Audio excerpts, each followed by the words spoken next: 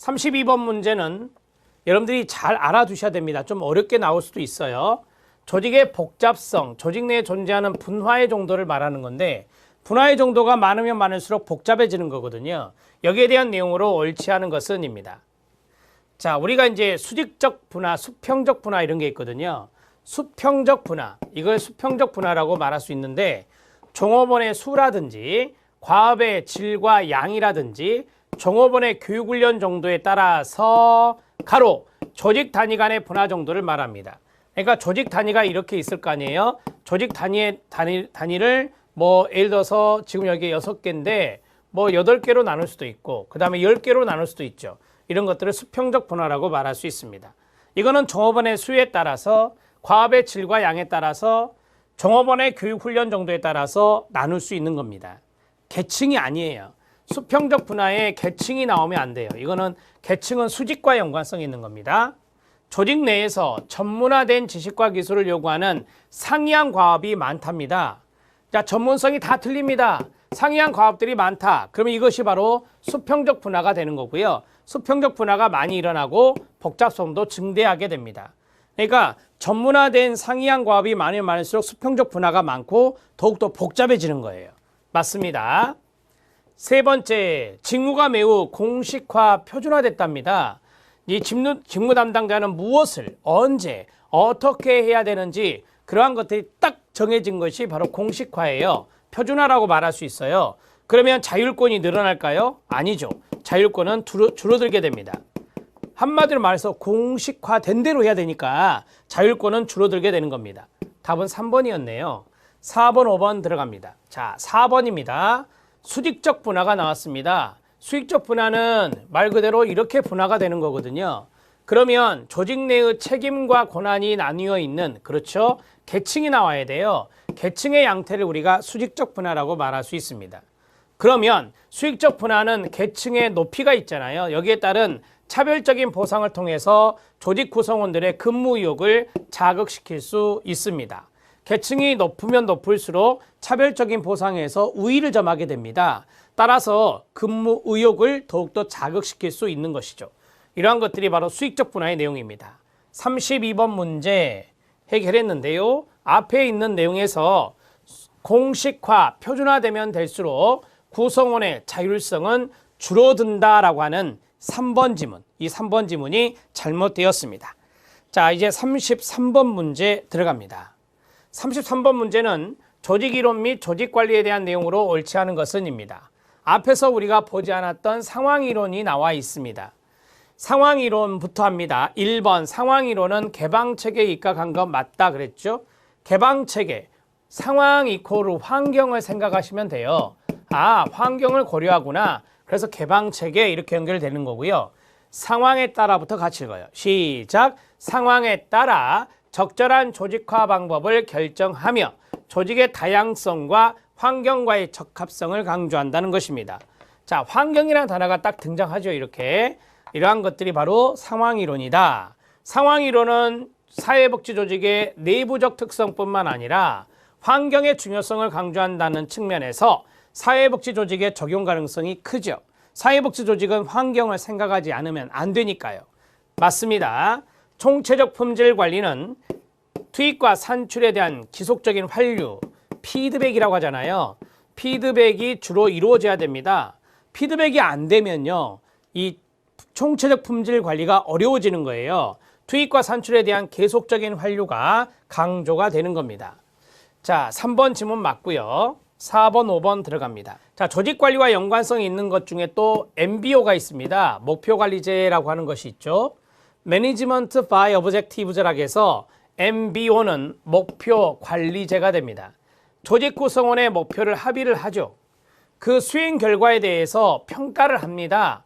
똑같이 피드백을 해요. 환류함으로써 조직의 효율성을 향상시키고자 하는 관리기법을 MBO라고 말합니다. MBO도 시험에 출제된 바 있습니다. 목표관리제는 첫 번째, 구성원의 참여가 중요하겠죠. 두 번째, 전체 구성원의 협조도 필요합니다. 세 번째, 이 목표관리제는요, 목표를 딱 정했으면 그것을 수행했느냐, 수행하지 않았느냐, 그러한 것들을 중요하게 생각하는 거예요. 따라서 결과지향적입니다. 과정지향적이 아니라 결과지향적이다. 결과보다는 과정지향적이다 했으니까 틀렸다는 거죠. 자, 이것도 마찬가지 환류한다 했습니다. 환류의 중요성 강조하고 단기적, 여기에서 단기적 양적 목표에 치중한다. 이게 바로 한계점이에요. 이게 바로 문제점이라고 하죠. 장기적인 측면이나 질적인 측면은 좀 등한시하고 단기적이면서도 양적인 측면에 더 치중하는 것이 MBO 전략입니다. 자, 이거는 결과지향적이라는 것 알아두셔야 돼요. 이 대목이 틀렸잖아요. 33번의 답은 5번이 답이 되겠습니다. 34번 문제 들어갑니다. 자, 34번 문제는 서비스 통합 방법에 대한 겁니다. 우리가 서비스 통합 방법 하면 생각나는 것이 원스톱 서비스죠. 서비스 통합 방법 하면 원스톱 서비스를 생각하시면 되는데요. 옳은 것을 모두 고른 것은입니다. 자, 첫 번째가 종합 서비스 센터고요. 두 번째가 단일화된 인테이크, 트래킹, 종합적인 정보와 의뢰인데 여기에 하나가 더 있죠. 하나 더는 사례 관리입니다. 여러분들 아시다시피 사례 관리는 원스톱 서비스를 강조하는 통합적인 방법이에요. 여기까지 정리하시면 되고요. 자, 첫 번째 종합 서비스 센터 갑니다. 우리가 이제 가전제품, LG나 삼성이나 이런 데 가면 종합 서비스 센터가 있습니다. 그게 서비스 통합 방법 중에 하나인데요. 자, 하나의 서비스 분야에 그와 관련된 여러 가지 서비스들을 한 곳에 모아서 제공할 수 있게 하는 것. 이걸 종합 서비스 센터라 하고 이게 원스톱입니다. 자, 그 다음에 단일화된 인테이크는요. 인테이크가 접수잖아요. 접수 창구를 하나로 했다라고 하는데 대표적인 게 고객센터가 이게 들어갑니다. 자, 그러면 단일화된 접수 창구는 클라이언트의 다양한 욕구에 대해서 종합적으로 평가하여 적절한 서비스 계획을 개발해내는 것. 이런 것들이 바로 최근에 많은 기업에서 이용하고 있는 고객센터 개념이라고 보시면 되겠습니다. 단일화된 인테이크였습니다. 자, 트래킹입니다. 트래킹은 우리가 운동장 트랙을 생각하자라고 했었죠. 클라이언트가 과거의 서비스, 지금 여기에 이제 와 있는데 과거의 서비스를 받았던 이력들이 있을 거 아니에요. 그 이력들을 추적하는 건데 이걸 경로 추적이라 합니다. 그렇게 해서 정보를 공유하는 거예요. 정보를 공유하는 것이 트래킹 전략입니다. 트래킹은 클라이언트가 받은 서비스의 경로를 추적하여 정보를 알 수 있는 방법이 트래킹이 되겠습니다. 그러면 이제 다양한 정보가 들어오겠죠. 거기에서 통합적인 방법이 이루어질 수 있다는 거고요. 종합적인 정보와 의뢰입니다. 여기서 중요한 건 이거죠. 의뢰, 레퍼 하는 거예요. 레퍼. 자, 우리 기관에서 정보를 이제 수집해 봤더니 우리 기관에 맞지 않으면 타 기관에 의뢰해 주는 거예요. 말 그대로. 자, 그러면 조직의 통합을 이루는 거예요? 아니죠. 조직의 통합은 이루지 않아요. 조직의 통합을 이루지 않고 자, 예를 들어서 제가 A 기관에 있는 종사자인데 B 기관에 이 클라이언트를 의뢰하려고 해요. A 기관과 B 기관이 통합되는 거예요? 그게 아니라는 거죠. 따라서 조직의 통합을 이루지 않은 상태에서 클라이언트의 의뢰나 서비스 간의 연결을 목적으로 종합적인 정보와 의뢰 시스템을 강화하는 방법입니다. 자, 여기 첫 번째 부분이 틀렸습니다. 리을 지문 탈락이고요. 기억, 니은, 디귿은 서비스 통합 방법의 설명으로 맞습니다. 자, 서비스 통합 방법 5가지가 있다 그랬죠. 시작. 종합 서비스 센터, 그 다음에 단일화된 인테이크, 그 다음에 트래킹, 그 다음에 종합적인 정보와 의뢰, 마지막은 사례 관리입니다. 여러분요, 우리 시험에 종합적인 정보와 의뢰가 영어로 나온 적이 있어요. 행정론은 지문에 영어가 나와버립니다. Information and Refer예요. 그래서 INR로 나온 적이 있어요. INR로 나오면 이거 종합적인 정보와 의뢰 시스템 이렇게 생각하고 문제를 푸시면 됩니다. 높아심에서 말씀드렸고요. 자, 34번의 답은 기억, 니은, 디귿이 옳은 내용이니까 3번이 답이 되겠습니다. 35번 문제 들어가도록 하겠습니다. 35번은 리더십과 연관된 문제가 되겠는데요. 리더십과 관련된 내용으로 옳은 것은입니다. 자, 1번 행동이론이 나왔고요. 두 번째 특성이론이 나왔고요. 세 번째 관리격자 이론, 브랜차드의 리더십 유형, 변혁적 리더십이 나왔습니다. 행동이론은 리더들이 갖고 있는 독특한 개성, 자, 독특한 개성을 우리가 특성이라고 말할 수 있는데 트레이트이라고 말할 수 있겠죠. 이것이 리더십과 중요한 연관이 있다? 아니죠. 이거 특성이론입니다. 행동이론이 아니라 특성이론이라고요. 이 특성이론은요, 이 독특한 개성이라고 하는 것은 선천적으로 타고났다라고 말합니다. 선천적으로 타고난 특성들, 타고남, 이것을 강조하는 것이 특성이론이라고 보시면 되겠습니다. 자, 미시건 연구가 나왔어요. 오하이오 연구, 브레이크완 머튼의 관리격자 이론과 같은 것들이 대표적이다. 이거 특성이론 아니에요. 자, 미시건 리서치라든지 오하이오 리서치라든지 그 다음에 관리격자 이론은 행동이론에 해당되는 것들이에요. 행동이론에 해당되는 것들이다. 그 다음에 3번 관리격자 이론은 두 가지의 축이죠. 첫 번째는 사람, 두 번째는 생산성 일입니다. 이 두 가지 축으로 인해서 여기에 대한 관심이라는 두 가지 요인을 토대로 리더의 행동을 설명하는 행동이론이라고 말씀드렸죠. 5가지 유형이 있어요. 우리가 이제 이 5가지 유형은 사람에게만 관심 있는 사람을 컨트리 클럽이라고 하죠. 컨트리 클럽형이라고 하고, 일에만 관심 있는 사람을 과업형이라고 하고, 그 다음에 이것도 저것도 관심이 없으면 무기력형이라 하고, 자, 그 다음에 이 일과 사람에 대한 관심이 중간 정도다. 그러면 중도형이라고 하고, 그 다음에 일에 대한 관심도 높고 사람에 대한 관심도 높으면 T형이라고 하잖아요. 여기서 가장 바람직한 건 뭐겠어요? T형이에요. 여기에 보면 가장 바람직한 유형이다. 과업형 아니고 T형이다. 이렇게 정리하셔야 되겠죠. 1번, 2번, 3번 모두 잘못된 부분이 있습니다. 4번, 5번 들어갑니다. 옳은 것 찾기입니다. 4번 들어갑니다. 블랜차드에 의한 리더십 유형은 우리가 앞에서 풀어본 적이 있는데요. 준비성이나 책임 능력이나 의지의 유무, 거기에 따라서 시작, 지시형, 설득형, 참여형, 위임형으로 있다. 예, 맞습니다.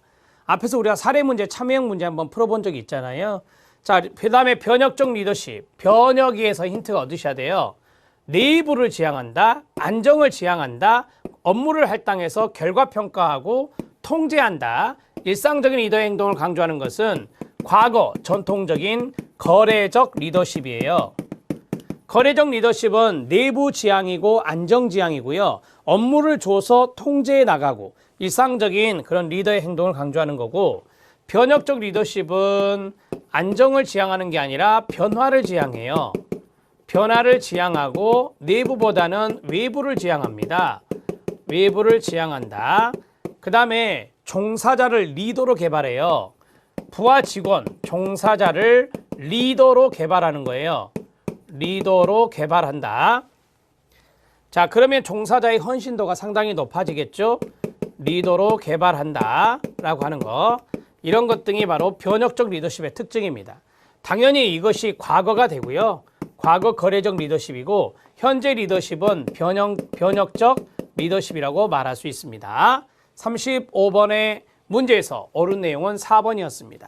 4번으로 답을 처리하시면 되겠습니다. 36번 문제 들어갑니다. 자, 36번 문제는 조직 부분화에 대한 문제인데, 사업, 재무, 총무, 인사 등과 같은 힌트 나왔다. 주요한 기능에 따라 동질적 업무를 묶어서 조직하는 것이랍니다. 사회복지 조직에서 본다면 모금, 홍보, 기획, 프로그램 개발 등에 배치될 수 있는 것, 이런 것들이 바로 주요한 기능에 해당된다. 또는 주요한 기능뿐만 아니라 and 구성원의 흥미도, 구성원의 선호도, 구성원의 흥미라 할게요. 구성원의 흥미도 여기에 중요합니다. 어떤 구성원이 모금에 흥미가 있다, 그럼 모금에 배치하는 거고요. 기획에 흥미가 있다, 그러면 기획에 배치하는 겁니다. 이것을 기능 기준 부분화라고 말씀드렸죠. 답은 4번이 답이 됩니다. 자, 나머지는 참고적으로 알아놓으시죠. 37번 문제 들어갑니다. 자, 37번 문제. 만약 기초수급자인 A씨에게 제공되고 있는 급여가 제대로 제공되고 있는지, 중복되거나 누락되는 것은 없는지 한눈에 파악이 가능하고, 소득재산조사의 표준화로 가구의 상황에 대해 상담하고 맞춤형으로 일괄 신청이 가능하도록 현재 동그라미 별표 운영되고 있는 것과 개통 시기로 옳은 것. 현재 운영되고 있는 것은 사회보장 정보 시스템이라고 그러죠. 사회보장 정보 시스템이라고 하고, 그 다음에 이것은 2013년에 개통이 되었다라고 말씀을 드린 적이 있습니다. 자, 사회보장 정보 시스템 2013년을 찾으시면 됩니다. 답은 1번이 답이 되겠습니다. 나머지는 참고하시고요. 자, 사통망 2010도 알아놓으세요. 사통망 2010, 이거는 이제 과거에 구축이 됐던 거고요. 이게 2013년에는 사회보장 정보 시스템이라는 말로 개통이 되었다는 것을 기억하십시오.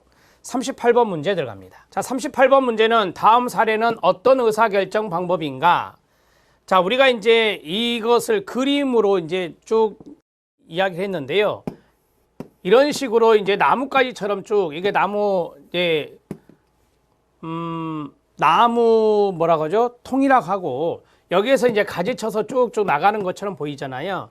이런 것들을 트리 어널리시스라고 해서 의사결정 나무 분석이라는데, 자, 대안, 예산 삭감의 대안이 세 가지가 있죠. 직원 감축, 서비스 요금 인상, 시설 폐쇄. 여기에 대해서 대안을 선택했을 때가 A입니다.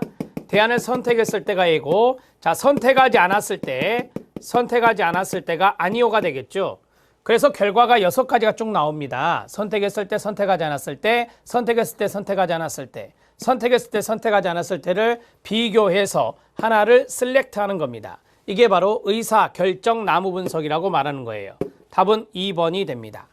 여기서 하나 기억할 것, 대안선택 흐름도표가 있습니다.